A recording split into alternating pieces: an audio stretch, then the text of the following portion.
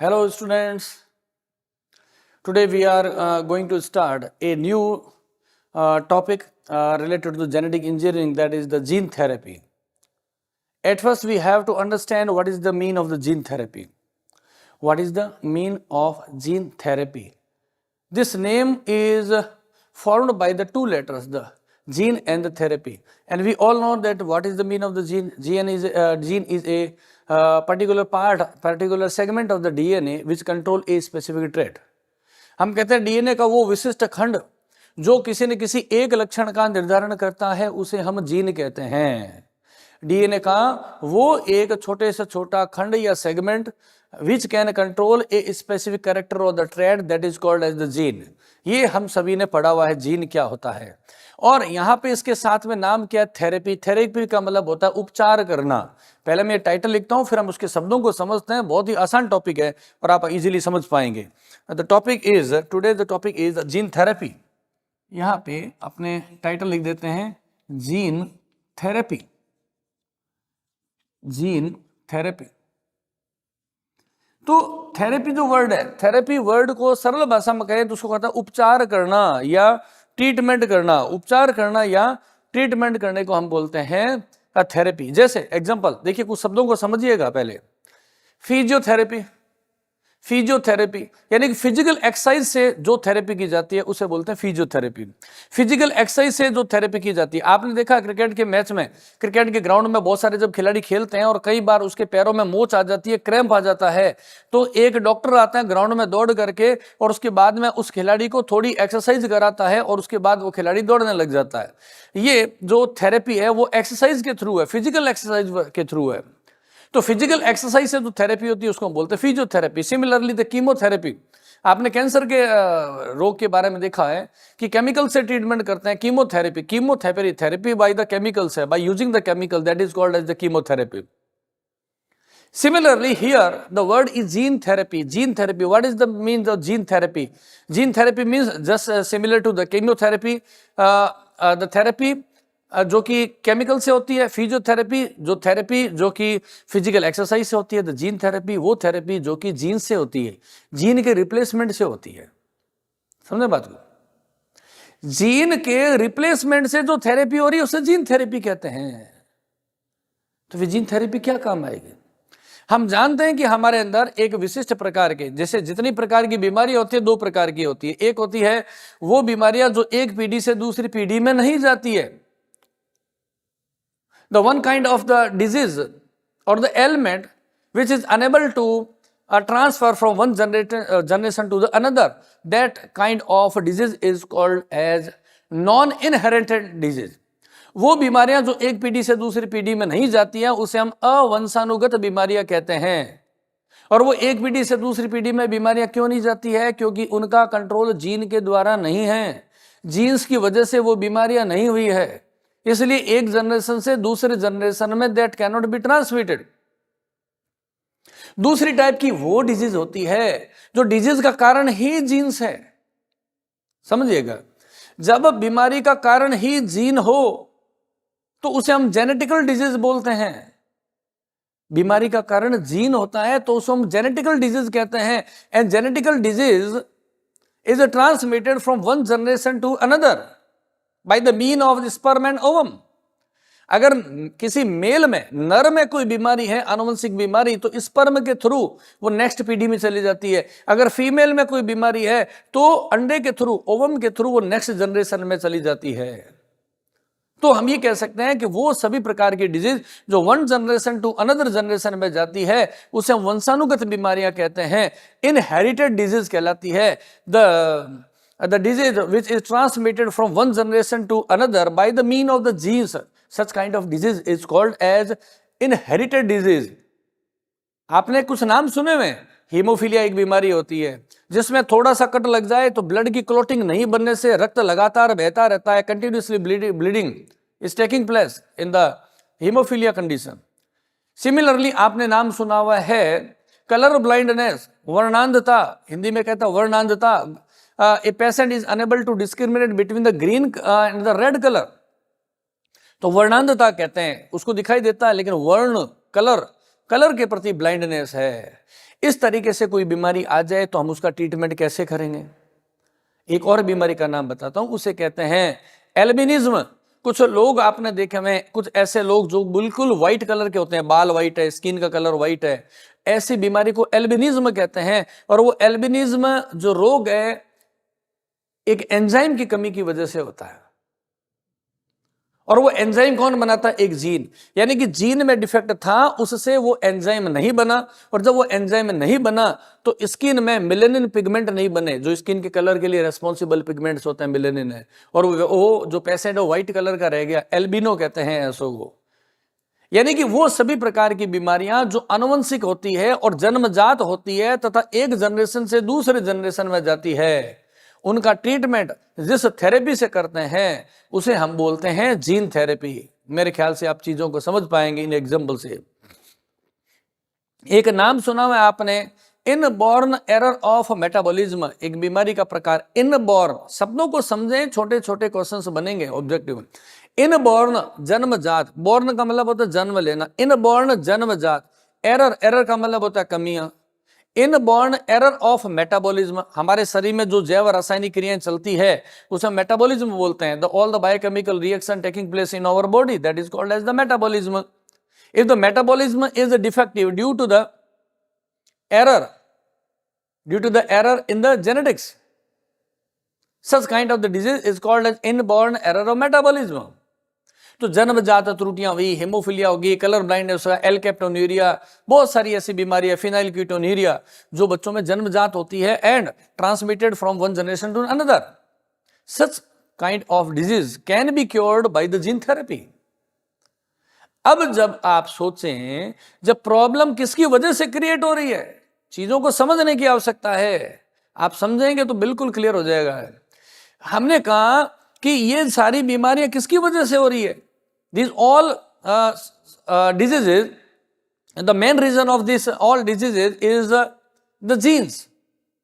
यानी हम ये कहें कि किसी एनिमल में, किसी पेशेंट में कोई पर्टिकुलर जीन जो एंजाइम बनाने वाली थी, वो जीन डिफेक्टिव हो गई तो वो एंजाइम नहीं बनेगा, बीमारी उत्पन्न हो गई। अब हम क्या करें? उस जीन को हटा दो, नई जीन लगा दो, replacement of A functional gene in place of defective gene. किसी डिफेक्टिव जीन, रोग कारक जीन को हटा दो, है ना, या हम ये कहते हैं डिफेक्टिव जीन को हटा दो और वहां नई जीन को इंट्रोड्यूस कर दो, तो क्या होगा? बीमारी की प्रॉब्लम सॉल्व, नेक्स्ट जनरेशन में जाएगी नहीं। या हम ये कह दें कि कोई ऐसी जो जीन है वो अपना काम ही नहीं कर रही है, जिसकी वजह से वो एंजाइम नहीं बन रहा है, आप रिप्लेसमेंट कर दें। हीमोफीलिया एक पर्टिकुलर जीन से होता है, उस जीन को निकाल दो, हीमोफीलिया जड़ से समाप्त हो जाएगा। Because of the main reason of the hemophilia and the colour blindness is a recessive gene, एक अप्रभावित जीन के कारण से ये रोग होते हैं, हीमोफीलिया और कलर ब्लाइंडनेस। अगर हम उस जीन को ही हटा देंगे तो प्रॉब्लम सॉल्व हो गई। यानी हम ये कहें कि किसी नई जीन के ट्रांसप्लांटेशन या insertion of a new gene into the patient और the removal of defective gene from the patient, such kind of therapy is called as the gene therapy. कुछ है ही नहीं, नाम खुद ही सब कुछ बता रहा है। The gene therapy, the therapy किसके ऊपर कर रहे हैं? जीन के रिप्लेसमेंट के द्वारा, डिफेक्टिव जीन को हटा के न्यू जीन को लगाना या डिफेक्टिव जीन का केवल रिमूवल कर देना, जीन थेरेपी हो गया। ये है बेसिक प्रिंसिपल है जीन थेरेपी का। अभी हम देखते हैं मैं कहना क्या चाह रहा हूं। जीन थेरेपी का मतलब क्या हुआ? The technique of genetical corrections. हम सिंपल लैंग्वेज में कहें कि ये जीन थेरेपी का मतलब क्या हुआ? हम ये कहते हैं ये क्या है? ये है टेक्निक। ये टेक्निक किस चीज की है?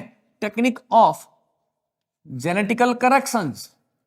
जेनेटिकल करेक्शन, हमारे जीन्स में कुछ प्रॉब्लम हो गई है और उसको, उस टेक्निक जिससे उस जीन्स में करेक्शन कर दें, तो उसको हम क्या बोलेंगे? जीन थेरेपी बोलते हैं। करेक्शन किया जाता है, जीन्स के अंदर किया जाता है।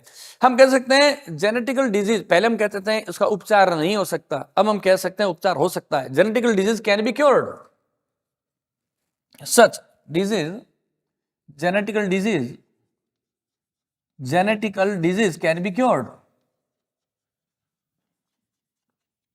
Can be cured. इसका उपचार किया जा सकता है। और हम इसका उपचार कैसे कर सकते हैं? अभी मैंने आपको बताया या तो हम कर दें डिफेक्टिव जीन को हटा दें या नॉन फंक्शनल जीन का रिप्लेसमेंट कर दें। हमारे पास दो रास्ते हैं, तो यहीं पर मैं मेंशन कर लेता हूं, साथ साथ में आपके नोट्स भी तैयार हो जाएंगे। हमने कहा हमारे पास में इसके दो रास्ता है। पहले क्या है, हम या तो ये कर दें रिमूवल ऑफ डिफेक्टिव जीन। कोई पर्टिकुलर जीन है उसको हम रिमूव कर दें, रिमूवल ऑफ डिफेक्टिव जीन। और इससे हम किसका ट्रीटमेंट कर सकते हैं, हम ट्रीटमेंट कर सकते हैं हीमोफीलिया का, कलर ब्लाइंडनेस का। एग्जाम्पल साथ में लिख देते हैं अपने, इससे हम किसका ट्रीटमेंट कर सकते हैं। यहां पर मैं लिख देता हूं इसका एग्जाम्पल, जैसे कि haemophilia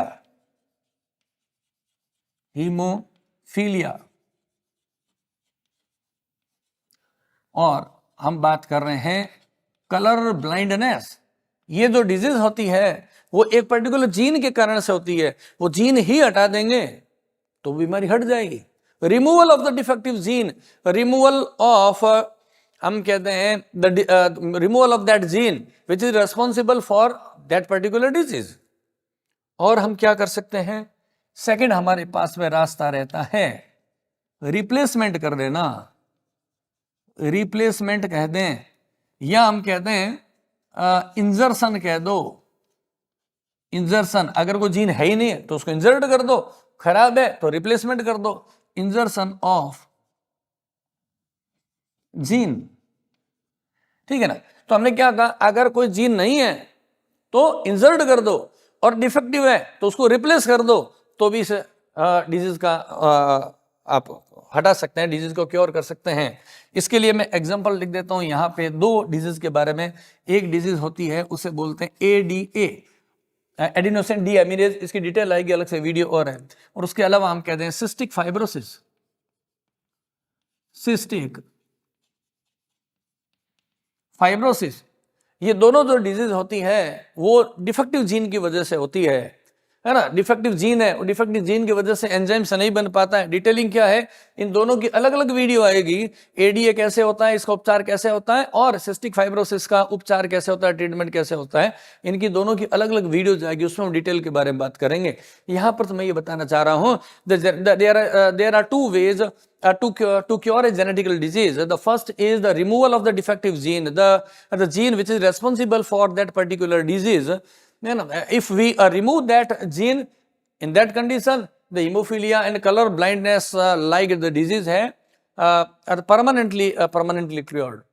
Replacement and insertion of gene, if there is an absence of a gene that transcribe and translated into the particular protein, that is the enzyme, such kind of disease can be cured by the insertion of a particular gene.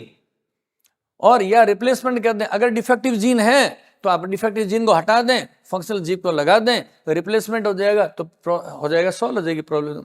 इन्हीं से तो objective question बनेंगे, और कुछ करना भी नहीं है। हम कहते हैं कि हीमोफीलिया का जो जीन थेरेपी से कैसे आपको क्योर किया, हमने कहा रिमूव कर दिया डिफेक्टिव जीन को। इनका कैसे ट्रीटमेंट किया, replacement of the functional gene, replacement of non functional gene from the by the functional gene है, तो हम ट्रीटमेंट कर सकते हैं। यहाँ पे तो हमने क्या कहा, इसको थोड़ा सा डायग्राम की बात कर रहा हूं मैं, यहां पर आप समझने की कोशिश करेंगे। ये एक पर्टिकुलर डीएनए है, ये क्या है, एक पर्टिकुलर डीएनए है, और इस डीएनए में ये वाला जो पार्ट है, ये वाला जो पर्टिकुलर पार्ट है, ये है डिफेक्टिव जीन। ये क्या है, ये है डिफेक्टिव जीन है। और ये डिफेक्टिव जीन है किसकी है, पेशेंट की बात कर रहे हैं। ये पेशेंट का डीएनए है, पेशेंट, ये है पेशेंट का डीएनए। और इस पेशेंट के डीएनए में आप क्या देख रहे हैं, ये वाला पार्ट एक डिफेक्टिव जीन है, और ये डीएनए का सेगमेंट ही होता है। तो ये जीन अपना इफेक्ट कैसे शो करेगी, सबसे पहले आपने पढ़ा हुआ है, इस डीएनए जो डिफेक्टिव जीन है, तो उससे जब एमआरएनए बनेगा तो एमआरएनए भी कैसा हो जाएगा, एमआरएनए भी डिफेक्टिव रह जाएगा, है ना। जो जीन डिफेक्टिव है तो उससे बनने वाला जो एमआरएनए होगा वो भी क्या होगा, डिफेक्टिव होगा।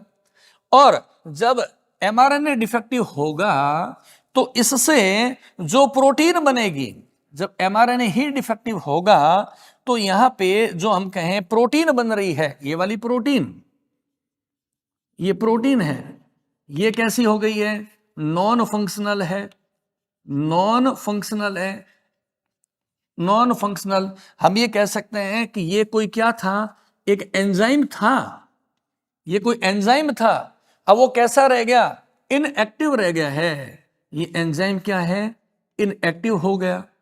दोबारा देखें, किसी पेशेंट में जो डीएनए है उसमें एक particular part of the segment that is responsible for to synthesize a particular enzyme, ये डीएनए का जो पर्टिकुलर खंड है जिसको हम जीन बोलते हैं, ये डिफेक्टिव जीन है। इस डिफेक्टिव जीन से क्या हुआ, एमआरएनए क्या हुआ, डिफेक्टिव बना, और इससे जब प्रोटीन बनी तो वो डिफेक्टिव बनी, और वो प्रोटीन क्या थी, एंजाइम। जब एंजाइम डिफेक्टिव है तो वो काम नहीं कर पाएगा, तो इनएक्टिव है। और जब एंजाइम काम नहीं कर पाएगा तो क्या होगा, आप जानते हैं एंजाइम्स का काम क्या होता है, किसी बायोकेमिकल रिएक्शन को कैटालाइज करना।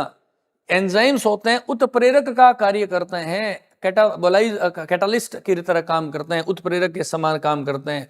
अगर एंजाइम है वो निष्क्रिय हो जाएगा तो आपको पता है जो केमिकल रिएक्शन है वो ब्लॉक हो जाएगी, यानी कि केमिकल रिएक्शन में पार्टिसिपेट करने वाले मॉलिक्यूल्स को क्या बोलते हैं, हम सबस्ट्रेट कहते हैं। और सबस्ट्रेट से ये एंजाइम क्या बनाता है, प्रोडक्ट बनाता है। और जब ये एंजाइम इनएक्टिव रह जाएगा तो ये प्रोसीजर क्या हो जाएगा, ब्लॉक, प्रोडक्ट नहीं बनेगा। ये प्रोसीजर ब्लॉक हो गया तो ये प्रोडक्ट नहीं बनेगा, और प्रोडक्ट नहीं बनेगा तो बीमारियां उत्पन्न हो जाएगी। ये है मैकेनिज्म। मतलब हम ये कहते हैं कि जो डिजीज है, हमने कहा पहले आनुवंशिक रोग उत्पन्न कैसे होते हैं, जब कैसे उत्पन्न होते हैं वो पता चलेगा तब हम उसके समाधान की बात करेंगे। तो जेनेटिकल डिजीज के जो मैकेनिज्म की मैं बात कर रहा हूं, ये क्या है, ये हमने बताया मैकेनिज्म है। किसकी मैकेनिज्म है, ये मैकेनिज्म है, मैकेनिज्म ऑफ, हम कहते हैं जेनेटिकल डिजीज। जेनेटिकल डिजीज, ये जेनेटिकल जो डिजीज है इनके उत्पन्न होने का कारण क्या है, ये हमने यहाँ पे बताया। जब हमें रीजन पता होगा तो हम उसका समाधान कर पाएंगे। तो हमने कहा कि ये पेशेंट का डीएनए, देखिए दोबारा बीमारी कैसे हुई, ये पेशेंट का डीएनए है, डीएनए में एक जीन थी जो कि डिफेक्टिव हो गई थी, और उस जीन से जब आरएनए बनेगा, कैसे बनता है, bye the process of transcription. आप सभी जानते हैं कि जीन से जब आरएनए बन रहा है तो प्रोसीजर कौन सा होता है, ट्रांसक्रिप्शन, और ट्रांसक्रिप्शन से बन गए आरएनए, और आरएनए से जब प्रोटीन बनता है तो प्रोसीजर का नाम हो जाता है, this process is called as the translation. तो by the process of transcription and the translation, this defective gene is expressed into a non functional protein that is an enzyme. ये नॉन फंक्शनल है इसलिए inactive हो गया, निष्क्रिय हो गया है, अब ये एंजाइम काम नहीं करेगा। सो क्या होगा, this enzyme in enable to catalyze a particular biochemical reaction. ये एंजाइम अब एक जैव रासायनिक क्रियाओं को उत्प्रेरित करने में असक्षम हो गया। अब सबस्ट्रेट का प्रोडक्ट में रूपांतरण नहीं होगा, substrate is cannot be converted into the product by the inactivation of that enzyme. So ये जो जैव रासायनिक क्रिया है वो ब्लॉक हो गई है, the blockage of the biochemical reaction. और जब ये प्रोडक्ट नहीं बनेगा तो बीमारी हो गई। तो इस तरीके से ये सारी डिजीज होती है, जेनेटिकल डिजीज होने का कारण मैंने बताया आपको, ठीक है। अब बात करते हैं इसका समाधान कैसा करें। समाधान आपके सामने पहले से ही पड़ा है, बताने की आवश्यकता ही नहीं है। आपने कहा इस बीमारी के बनने का कारण क्या है, what is the basic reason, the main reason of this genetical disease, the reason is the defective gene. तो हमें ट्रीटमेंट कहाँ करना है, यहाँ ट्रीटमेंट नहीं करना, इसके रूट पे जाना है। What is the root of that genetical disease, the root is the defective gene. हम क्या करें, इस जीन को हटा दो और यहाँ पर नई जीन का रिप्लेसमेंट कर दो, है ना। Okay, whenever we replace the defective gene by a normal functional gene, तो क्या होगा, फिर एमआरएनए नॉर्मल बन जाएगा, फंक्शनल रहेगा, प्रोटीन भी फंक्शनल होगा, बायोकेमिकल रिएक्शन हो जाएगी, प्रॉब्लम सॉल्व हो जाएगी। यही तो हमने बताया यहाँ पर काम किया है। अगर हीमोफीलिया की बात करूं, अगर ये जीन है हीमोफीलिया की डिजीज जनरेट करती है, डेवलप करती है, तो इस जीन को हटा दो, प्रॉब्लम सॉल्व। कलर ब्लाइंडनेस है, डिफेक्टिव जीन है, हटा दो, प्रॉब्लम सॉल्व। अगर बीमारी है एडीए, सिस्टिक फाइब्रोसिस है, जीन काम नहीं कर रही है प्रॉपरली, एक एबनॉर्मल प्रोटीन बना रही है, अपना फंक्शन नहीं कर पा रही है, तो हम क्या करें कि इसका रिप्लेसमेंट कर दें। यही मैंने आपको बताया, these are the two basic principles of curing a genetical disease, that are the removal of the defective gene and the replacement or the insertion of a functional gene. ये है बात हमारे पास में। सॉल्यूशन हमने बता दिया, जीन में problem है, जीन का करेक्शन कर दो तो सॉल्यूशन हो जाएगा। यही हमारे पास में सॉल्यूशन है जेनेटिकल डिजीज के। मैंने कहा ना कैन बी क्योर्ड है, ये दो काम कर देंगे। अगर आपको कह दें व्हाट इज द, देखिए एग्जाम में लैंग्वेज कैसे भी आ सकती है क्वेश्चन की, तो आप बताते हैं right the two solutions to cure the genetical disease, ये आ गए, है ना। तो ऐसे आप ध्यान रखेंगे छोटी छोटी बातों के बारे में। अब मैं बात कर रहा हूं how many types of gene therapy. Gene therapy कितने टाइप की होती है, बिल्कुल सिंपल सा आप समझ जाएंगे। यहां पर अपने टाइटल डाल देते हैं टाइप्स ऑफ जीन थेरेपी, यहां पे लिख देते हैं टाइप्स ऑफ जीन थेरेपी। चलिए, जीन थेरेपी के दो टाइप्स होते हैं। यहां पर मैं दो ब्रांच बना देता हूं, क्लासिफाई कर देता हूं। दो तरह की होती है जीन थेरेपी, पहली है सोमेटिक जीन थेरेपी, दूसरी होती है germ line gene therapy. Somatic, यहां पर हमने लिख देते हैं somatic gene therapy, somatic gene therapy, और दूसरी है germ line gene therapy. Actual में तो इसको समझाने की जरूरत ही नहीं है, नाम खुद ही बता रहा है, सोमेटिक एंड द जर्मिनल। आप जानते हैं कि there are two kinds of the cells in our body और in the plants, that is the somatic cell and the germinal cell. Hindi में कहते हैं कायिक कोशिकाएं और जननिक कोशिकाएं। अंडाणु तथा शुक्राणु, sperm and ovum are called as the germinal cells कहलाते हैं। और रेस्ट ऑफ द बॉडी के सेल्स क्या होती है, उसको हम सोमेटिक सेल बोलते हैं। कायिक कोशिकाएं कहते हैं जो हमारी काया बनाती है, जो हमारी बॉडी को बना रही है, जो हमारी काया बना रही है, उसको हम कहते हैं कायिक कोशिकाएं कहते हैं या सोमेटिक सेल्स कहते हैं। जो मैं बात बता रहा हूं इसी में इसके टाइप समझ में आ जाएंगे, है ना। हमारी काया बनाने वाली कोशिकाओं को कायिक कोशिकाएं कहते हैं, सोमेटिक सेल कहते हैं। और शुक्राणु तथा अंडाणु, स्पर्म और ओवम को हम क्या बोलते हैं, जर्म लाइन सेल्स कहते हैं या जर्मिनल सेल्स कहते हैं। जननिक कोशिकाएं हैं, नाम खुद बता रहे, जननिक कोशिकाएं, जनन कराने वाली कोशिकाएं। जनन यानी कि रिप्रोडक्शन कैसे होता है, by the mean of sperm and ovum, इसलिए इसको बोलते हैं जननिक कोशिकाएं। अब आप सोचें कि एक आदमी का जन्म हुआ और उसके बाद में बूढ़ा होकर मर गया, शरीर को जला दिया है। आपने जलाया क्या है, उस व्यक्ति की काया को, यानी कि सोमेटिक सेल को आपने जला दिया है। लेकिन स्पर्म कहां गया, उसका नेक्स्ट जनरेशन में चला गया। सोमेटिक सेल्स है वो नेक्स्ट जनरेशन में नहीं जा रही है, नेक्स्ट जनरेशन में कौन जाती है, जर्मिनल सेल से जाती है। ये क्लियर डिफरेंस पता होना चाहिए। सोमेटिक सेल्स हैं वो एक जनरेशन से दूसरे जनरेशन में नहीं जा रही है, नेक्स्ट जनरेशन में कौन जा रही है, जर्मिनल सेल जा रही है। इस कॉन्सेप्ट को ध्यान रखेंगे, आगे की कहानी समझ में आ जाएगी। पहली बात, हमने ट्रीटमेंट किया, वही ट्रीटमेंट जो मैं आपको यहां बता रहा हूं, transplantation, replacement of the genes, या हम कहते हैं रिमूवल ऑफ द जीन। ये आप किस में कर रहे हो, कौन सी सेल में। अगर आप ये जीन थेरेपी इसमें कर रहे हो सोमेटिक सेल में, तो हम उसको बोलेंगे सोमेटिक जीन थेरेपी। और स्पर्म या ओवम जर्मिनल सेल में कर रहे हो तो हम उसको क्या बोलेंगे, जर्म लाइन सेल कहते हैं। तो हम ये कह सकते हैं इसके अंदर सोमेटिक में क्या किया हमने, करेक्शन किस में किया, तो हम लिख देंगे इसमें gene correction. If gene correction is carried out, अगर हमने कर दिया किसी पेशेंट ट्रीटमेंट के लिए gene correction, if gene correction is carried out in किसमें, सोमेटिक सेल्स, सोमेटिक सेल्स में किया, तो इसको हम क्या बोलेंगे, सोमेटिक जीन थेरेपी। नाम तो खुद ही तो बता रहा है। यहां पर हमने क्या किया, इसमें हम कहेंगे जो जीन का करेक्शन है। अब मैं यहां पर थोड़ा शॉर्ट में लिख देता हूं, जीन का करेक्शन आपने किसमें किया, आपने जीन का करेक्शन किया है जर्मिनल सेल्स में, जर्मिनल सेल्स में किया, तो नाम क्या हो गया जीन थेरेपी का, जर्म लाइन जीन थेरेपी। शरीर की कोशिका में कर दें तब तो हो गया, सोमेटिक सेल में किया तो somatic gene therapy, germinal cell में किया तो जर्मलाइन जीन थेरेपी। याद करने की बात ही नहीं है, लेकिन हमें एक इंपॉर्टेंट चीज समझ में आ रही है साथ साथ में, वो क्या आ रही है? जब मैंने कहा कि सोमेटिक सेल एक पीढ़ी से दूसरी पीढ़ी में नहीं जाती है, तो जीन थेरेपी का इलाज जब आप सोमेटिक कोशिकाओं में कहते हैं तो वंशांगति नहीं दिखाएगा, it cannot be inherited. Such gene therapy है, उसका ट्रीटमेंट उस पर्टिकुलर व्यक्ति में ही होगा, उसकी अगली पीढ़ी में बीमारी हो सकती है, क्योंकि आपने इलाज किस में किया है? इलाज किया है कायिक कोशिकाओं में, सोमेटिक सेल्स में किया है, और सोमेटिक सेल आपको पता है कि वो अगली पीढ़ी में नहीं जाती है। तो इस प्रकार की जो जीन थेरेपी है वो कैसी होती है? मैं यहां पर लिख देता हूं, नॉन इनहेरिटेड,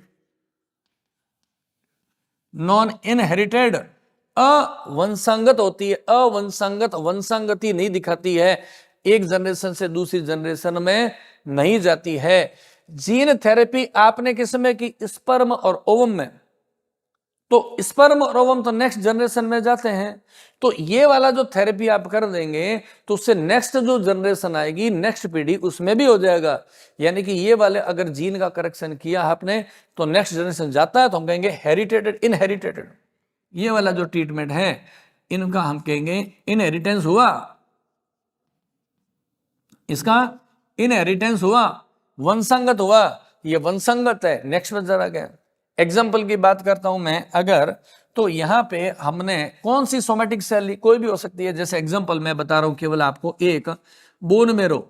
अगर आपने बोन मेरो, हिंदी में कहते हैं अस्थि मज्जा, हमारी लॉन्ग बोन्स है, उसके अंदर भरा रहता है पल्प जैसा पदार्थ, उसको हम बोलते हैं बोन मेरो। बोन मेरो में अगर आपने जीन का ट्रांसप्लांटेशन किया है तो वो व्यक्ति विशेष ही उपचारित होगा, नेक्स्ट जनरेशन में वो उपचार नहीं चल पाएगा। और अगर आपने ये जो जीन थेरेपी की है किसमें कर दी है? आपने स्पर्म में एंड ओवम और अंडे में अगर आपने कर दी है तो फिर नेक्स्ट जनरेशन में भी ट्रीटमेंट हो गया। सिंपल सा काम। आपको कहते हैं how many types of the gene therapy? Simply the somatic gene therapy and the gene therapy. There are two kinds of the cell in our body, the first is the somatic cell and other is the germinal cell. Sperm and ovum are called as the germinal cell, rest of the our body is made of the somatic cell. कई कोशिकाओं का हमारा शरीर बना होता है। If we are going to correct the genetical correction in the somatic cell, then this therapy is called as somatic gene therapy. If we are going to gene correction of the genes in the sperm and the ovum, then it is called the germline gene therapy. Sperm and ovum are transmitted from the one generation to another. That's why the germinal gene therapy क्या होती है? Inheritance show करती है, वंशांगत होती है, next generation में जाती है। लेकिन जब आपने कायिक कोशिकाओं में, अरे मेरे मान लेते हैं कि किसी पेशेंट के हाथ की स्किन की सेल में आपने कोई जीन डाल दी है, तो वो व्यक्ति मरेगा तो वो जीन भी एंड हो जाएगी, नेक्स्ट जनरेशन जाएगी नहीं। तो अवंशांगत होती है, बोन मेरो में करना या स्किन में करना, या हम कहते हैं फेफड़ों में कर देते हैं, लंग्स में कर देते हैं, तो ये वंशानुगत नहीं होती है। ठीक है ना। यहाँ पर एक एग्जांपल स्किन का भी लिख देता हूँ, आप समझ जाएंगे। स्किन में जीन डाली है वो तो अगली नेक्स्ट जनरेशन में ये मर जाएगा, शरीर आगे नहीं जाएगा। अब यहाँ पर मैं एक और टर्म लिख रहा हूं, जैसे हमने कहा टाइप्स ऑफ जीन थेरेपी, अब यहाँ लिख रहे हैं approach of gene therapy. Gene therapy की अप्रोच क्या है आप समझ जाएंगे। अप्रोच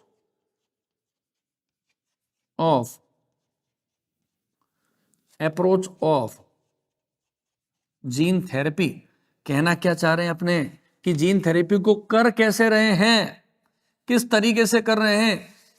ऑन दिस बेसिस हम ये कहते हैं दो हमारे पास में अप्रोच है।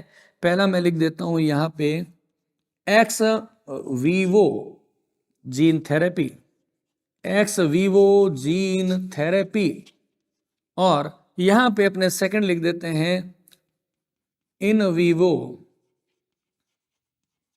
Gene therapy. अब देखें अप्रोच का मतलब यह हुआ कि आप जीन थेरेपी को किस तरीके से कर रहे हैं।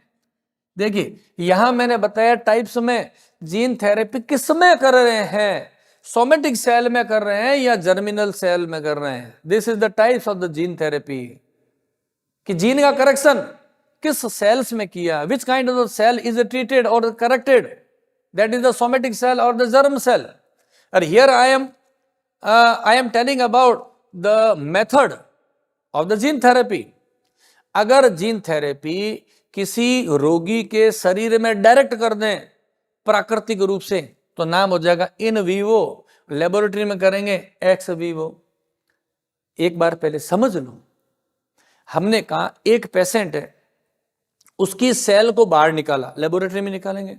एक पेशेंट है, उसके शरीर में से सेल्स को बाहर निकाल लिया, फिर सेल को लेबोरेटरी में ग्रो किया गया, बढ़ाया गया, और फिर उसमें जीन को डाल गया, और जब वो जीन डालने के बाद वो सेल सही हो गई, अब उसको पेशेंट में डाल दिया। तो ये सारा काम कहां हो रहा है? लेबोरेटरी में, आर्टिफिशियल मीडियम में। ऐसो कहते हैं एक्स वीवो जीन थेरेपी। और आपने क्या किया, एग्जाम्पल मान लेते हैं एक बार समझने के लिए। किसी रोगी के फेफड़ों में बीमारी है, लंग्स में। If a patient has the problem in his lungs, तो हमने क्या किया, हमने जीन्स को डायरेक्ट उसके फेफड़ों में पहुंचा दिया, फेफड़े की सेल को बाहर नहीं लाए। We just introduce a functional gene into the lungs of that patient by the mean of virus। समझे बात को?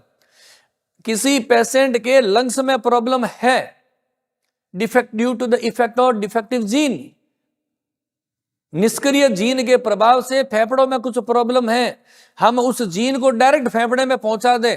अब धक्का देकर तो नहीं डाल सकते, कैसे डालेंगे? वायरस की हेल्प से। एडिनो वायरस होता है, उस वायरस के साथ में उस जीन को लगा दो, और वायरस जब जाएगा श्वसन तंत्र में, रेस्पिरेटरी सिस्टम में, इनहेलेशन के साथ, तो फेफड़ों के साथ चला जाएगा और रोग को हटा देगा। ये सारा प्रोसीजर कहां हुआ? प्राकृतिक माध्यम में, in the natural medium, in the body of that patient, not in the laboratory. तो हम कहेंगे इन वीवो जीन थेरेपी, और लेबोरेटरी में किया जाए तो उसको हम क्या बोलेंगे? X Vivo gene therapy. तो ये हमें डिफरेंस है वो समझ में आना चाहिए। हम कहेंगे इसमें कि direct delivery of gene into the direct delivery of the gene into the patient. यहां पर एक लाइन में लिख देता हूं, यहां हम क्या कर रहे हैं? डायरेक्ट डिलीवरी किसकी कर रहे हो? डिलीवरी फंक्शनल जीन की, direct delivery of functional gene किस में कर रहे हो? Into the patient, into the patient. Direct delivery कर दी आपने फंक्शनल जीन की। सिस्टिक फाइब्रोसिस का ट्रीटमेंट इसी तरीके से करते हैं। तो मैं यहां पर एग्जांपल लिख देता हूं आपको।